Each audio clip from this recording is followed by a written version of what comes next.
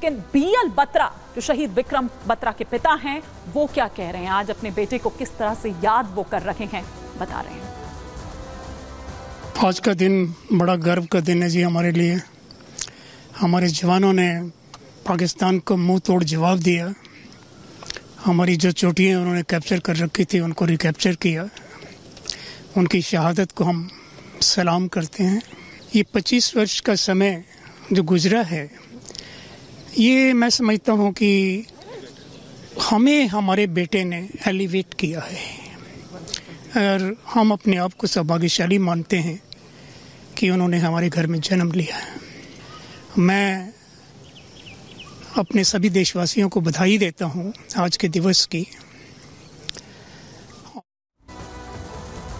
तो शहीद विक्रम बत्रा के पिता को आप यहाँ पर सुन रहे थे, बीएल बत्रा को। लेकिन इधर अगर हम बात करें शहीद सूबेदार कृष्णा का परिवार क्या कह रहा है, आज किस तरह से याद कर रहे हैं वो, आइए आपको सुनवाते हैं। किस तरीके की यादें हैं अभी वो ताजा? बहुत प्राउड फील होता है, बहुत अच्छा लगता है। पापा हमारे अभी भी लगता है हमारे साथ ही है। हमें पता चला तो हम बिलीव नहीं करे कि अब कुछ हुआ है करके। तो 7 डेज़ के बाद हमें तार मिला, तभी फ़ोन थे लेकिन इतना कांटेक्ट नहीं होता था, इतना ये नहीं होता था। मैं 11 मार्च को पापा की यूनिट लेह पे आ गई, छनीगुंड के यहाँ आके बहुत ऐसे वार्म फील होता है हमें कि हम पापा के पास आ गए। बहुत सारी ट्रॉफीज़, बहुत सारे अवार्ड मिले उनको, छोटे से लेके बड़े तक, मतलब फ़ौज में यूनिट में सब लोग अप्रिशिएट करते हैं और सब लोग मानते हैं। हम लोग आते समय है ना रुक के आए, मीन्स अपने यूनिट में रुक के आए। ऐसा लग रहा है कि पापा से मिल के आ रहे हैं हम लोग। मेरे पापा के, हम 5 लड़कियों ने पापा का एक वॉर मेमोरियल बनाया है अपने गांव में। ऐसा लगता था कि मीन्स बोलते हैं लोग कि बच्चियां शादी होने के बाद नाम ख़त्म हो जाएगा, लेकिन हमने ऐसा नाम लिखाया है 100 साल तक वैसे ही रहेगा मैम। आज किस तरीके से आप अपने फादर को, अपने पापा को याद कर रही हैं? उनकी यादें तो हमारे दिल में है मैम, और हमने पापा का मीन्स पूरा सब लेटर जो लिखे थे पापा के पूरे सब अभी तक है। और जब अभी ये इनॉग्रेशन हुआ उस टाइम हम लोगों ने पूरा डिस्प्ले किया था, तो लोग है ना मीन्स देख के रो रहे थे, इतना मीन्स उनकी यादें हमारे दिल में है मैम। तो भले ही 25 बरस इस बात को हो गए हों, लेकिन आज भी जब कोई जिक्र छेड़ता है तो आंखें नम हो जाती है। लेकिन क्या थी करगिल की वो कहानी सिलसिलेवार तरीके से हम आपको सुना रहे हैं, बता रहे हैं। 1999 का वो साल था जब भारत की सीमा में घुसपैठ हुई थी। जी हाँ, भारत की सीमा में ये घुसपैठ होती है और ये एक अप्रत्याशित, आप ये कहिए कि चुनौती। दरअसल यहाँ पर जो चैलेंजेस थे वो दरअसल थे उत्तरी कश्मीर में। पाकिस्तानी सेना और आतंकी घुस आए थे यहाँ पर, इन्होंने घुसपैठ कर ली थी और ऊंची ऊंची चोटियों पर, अलग अलग चोटियों, उन चोटियों को जिन चोटियों का नाम भी उस वक्त तक किसी ने नहीं सुना था। आज तो आप जरूर करगिल, चूंकि करगिल जब भी आप गूगल करेंगे तो वो तमाम चोटियां आपको दिख जाएंगी, वो रणनीतिक चोटियां, किस तरह से उनको वापस कब्जा किया। लेकिन आतंकियों ने किस तरह से भारतीय जवानों ने लोहा लिया इन आतंकियों से, और वीर भारतीय सैनिकों ने प्राण न्योछावर तक अपने कर दिए उनसे लोहा लेते हुए। करगिल में भारत ने पाकिस्तानी आतंकियों को खदेड़ डाला वहां से। ये ठीक है कि 2 दिन शुरुआत के जरूर हावी रहे, लेकिन फिर उसके बाद किस तरह से रणनीति बदली गई। 26 जुलाई 1999 को भारत ने करगिल युद्ध जीत लिया। 80 दिनों तक ये पूरा जो युद्ध है वो चला था, और आज का दिन करगिल विजय दिवस के तौर पर मनाते हैं। और किस तरह से भारत ने पाकिस्तान पर, आतंकिस्तान पर ये जीत हासिल की। तो आप ये देखिए कि किस तरह से ये पूरी करगिल की कहानी जो हम आपको बता रहे हैं सिलसिलेवार तरीके से, आज इस जीत को पूरे 25 साल हो गए हैं और उनको याद कर रखे हैं। आज भी उनको याद कर आपने देखा कि उनके घर वालों की आंखें, परिवार वालों की आंखें किस तरह से नम हो जाती है। इसे ऑपरेशन विजय नाम दिया गया था। ये जो ऑपरेशन दरअसल चलाया गया उसे ऑपरेशन विजय नाम दिया गया। भारतीय सेना के 527 सैनिक जिन्होंने बलिदान दिया, जिन्होंने अपने अदम्य साहस का परिचय दिया, जिन्होंने अपने प्राणों की आहुति दी, और करगिल के शहीदों ने बहादुरी से ये लड़ाई लड़ी। वो नायक उनका जिक्र भी हम यहाँ पर कर रहे थे थोड़ी देर पहले। वो तमाम चेहरे आपने देखे, वो नायक आपने देखे। पाकिस्तानी आतंकियों को सीमा से खदेड़ डाला गया था क्योंकि इंस्ट्रक्शंस दे दिए गए थे कि किसी भी कीमत पर आपको यहाँ जो ये नेशनल हाईवे 1A है उसकी आपको रक्षा करनी है, ये इंस्ट्रक्शंस दिए गए थे।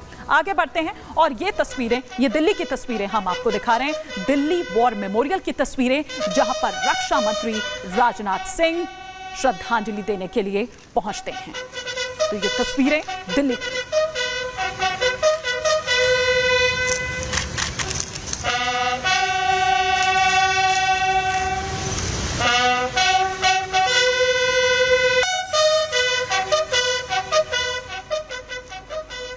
तो दिल्ली के वॉर मेमोरियल से ये तस्वीरें हम आपको दिखा रहे थे और यहाँ पर भी आप देखिए तीनों सेना प्रमुख जो है वो वहाँ पर पहुँचते हैं और करगिल के जो शहीद हैं उनको याद किया जाता है, उनको श्रद्धांजलि दी जाती है। ये तस्वीरें इस वक्त हम आपको दिखा रहे हैं दिल्ली वॉर मेमोरियल, जहाँ पर उन सुनहरे अक्षरों में जो वो नाम है वो हमेशा के लिए उनका नाम लिख दिया गया है वहाँ पर, और वो नाम भी वहाँ पर आपको मिलेंगे जब आप दिल्ली वॉर मेमोरियल पहुँचते हैं। ये तस्वीरें दिल्ली, और इस वक्त तस्वीरें जो हम आपको दिखा रहे थे दिल्ली से, लेकिन कैप्टन मनोज कालिया की अगर बात करें तो शहीद कैप्टन मनोज कालिया का गांव, वहां से हम एक रिपोर्ट दिखा रहे हैं। उनका गांव क्या कह रहा है, उनके परिवार वाले क्या कह रहे हैं।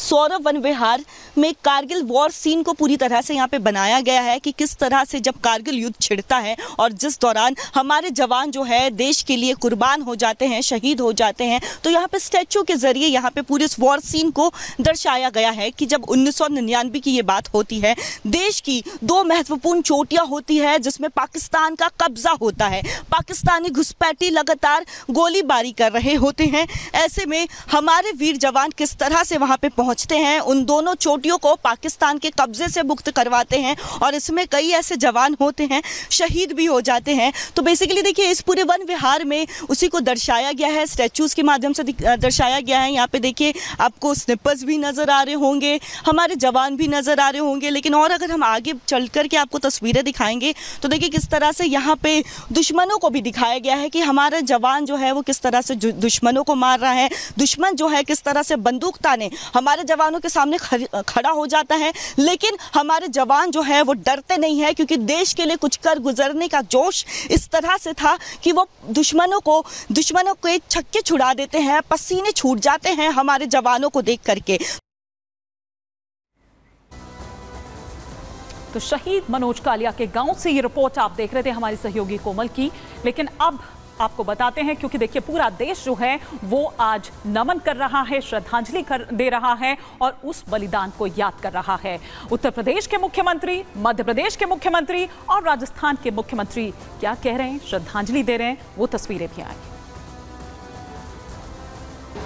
कि भारत हम इसलिए सुरक्षित हैं क्योंकि दिन और रात, सुबह और शाम मौसम के प्रतिकूल परिस्थितियों का सामना करते हुए हमारा बहादुर जवान भारत की सीमाओं की रक्षा करने के लिए पूरी दृढ़ता के साथ खड़ा है। मैं आज के इस अवसर पर अपने सभी बहादुर जवानों को इस बात के लिए आश्वस्त कर रहा हूं कि राज्य सरकार सीमा की सुरक्षा करने वाले, पूरे समर्पण भाव के साथ कार्य करने वाले उन सभी बहादुर जवानों के साथ सदैव खड़ी है और जिस भी स्तर पर सहयोग की आवश्यकता पड़ेगी हम सेना के मनोबल को आगे बढ़ाने के लिए सेना के साथ कदम से कदम मिला करके राज्य सरकार सदैव सहयोग करने के लिए तत्पर रहेगी। 25 साल हो गए, ये बहुत कठिन युद्ध था। भारतीय सेना के साथ हम सब के लिए गर्व का क्षण है जब हम न केवल भारत दुनिया के सामने अपनी सीमाओं को पुनर्स्थापित करने के लिए, जीत का डंका बजाने के लिए और एक गौरवशाली इतिहास लिखने के लिए आगे बढ़ा था।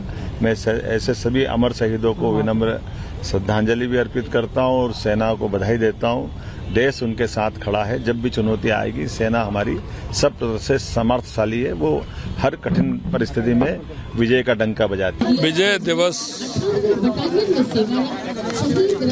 रजत जयंती के अवसर पर मैं उन सभी